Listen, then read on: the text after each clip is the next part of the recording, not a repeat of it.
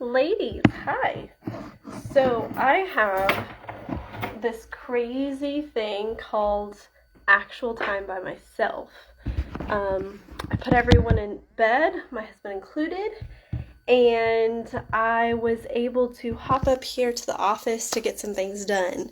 And I wanted to talk to you guys today about something. So, a lot of us around this time start to get sinus issues just due to ragweed coming out here in Oklahoma, as well as other factors throughout the nation, country, world. It's just that cyclical pattern.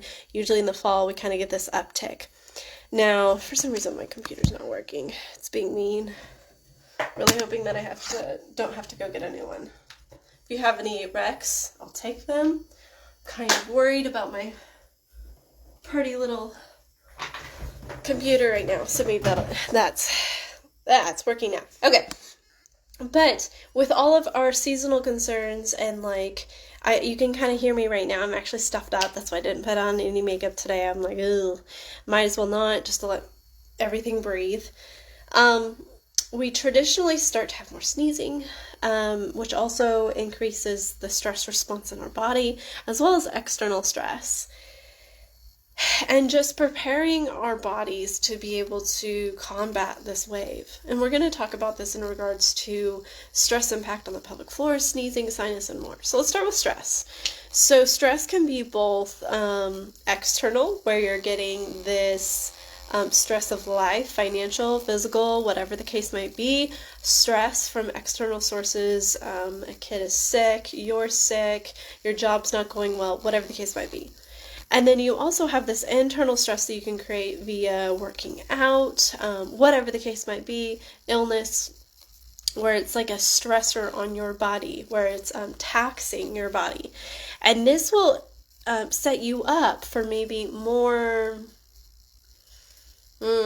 you're more at risk for seasonal allergies, sinus issues, more sneezing, more concerns like that.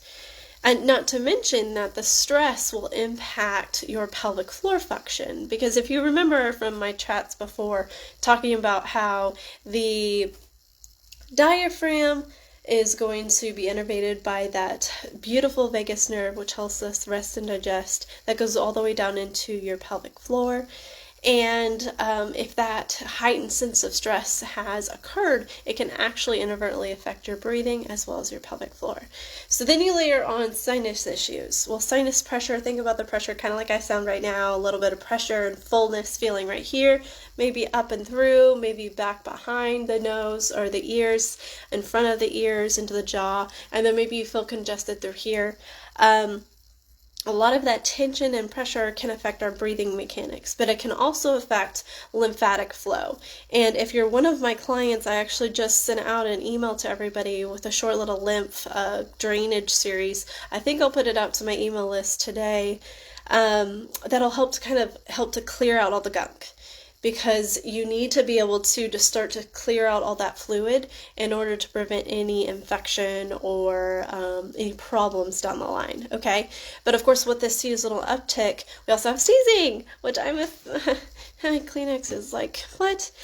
You are going to have that pressure now being placed on the pelvic floor as you sneeze. Did you know that whenever you sneeze and cough, that's actually more pressure on your pelvic floor than running? What?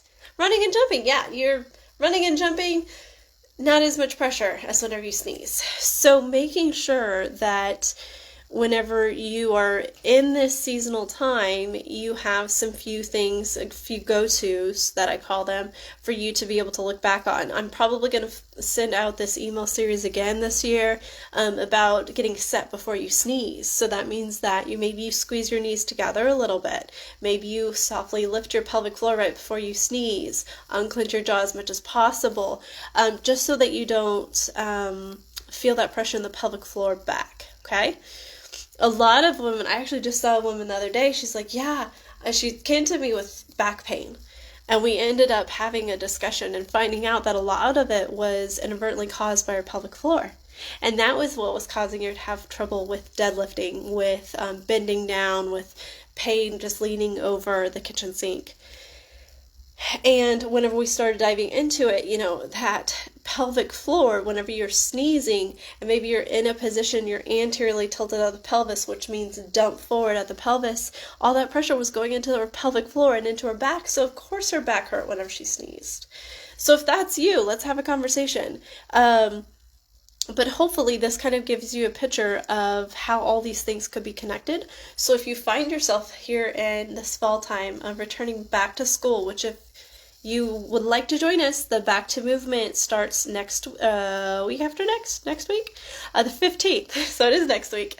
And we'll be doing some relaxation as well as some strengthening stuff. So get in there. It'll help you with this. As we kind of enter in the back to school, fall time, into holidays, stress might start to creep up there. And if that's the case, then what we need to do is take our preventative measures. For one, join the free program that I'm putting on for this group, okay? Join it. It's there for you because I love you and because I want you to move better, feel better overall in your whole being. So please join us. If you are having just that feeling that that you have seasonal allergies, maybe you come see me for pelvic floor work or just body work in general, exercise, movement strategies. Let's get you prepped, because trust me, I actually do this for my own body, where I kind of have a set schedule of things that I'm going to be doing to help prep. And I can say 110% because I'm human. This past week showed me that I have not been taking care of myself, and my stress response, sneezing, like all that just ramped up and skyrocketed. So trust me whenever I say this, get on top of it, so that you can just be your best you. All right, put your best foot forward. So if you have any questions or concerns about this, please reach out. I love to chat about this, but I would like to give you some solutions and maybe work with you on that side of things. So let's chat if you need me. Otherwise, y'all, make sure that you're doing your stretches. Make sure that you're doing your breathing drills. That's going to help to move the lymphs, move everything throughout your body and keep things flowing and moving. If you're not on my newsletter list, please put your email below or shoot me a text, a DM, and I will put you on that newsletter, because then I'm going to be sending out that free lymph drain series that you can do yourself. You don't even have to come see me, okay? Because I want you to keep those fluids moving. Think of this as like your garbage clean out. It just goes through and takes all the bad stuff and filters it out. So we want to keep that train moving. So yeah, if you have any questions, please let me know. I'm going to get some stuff done. Have a beautiful day. We'll chat soon. Bye for now.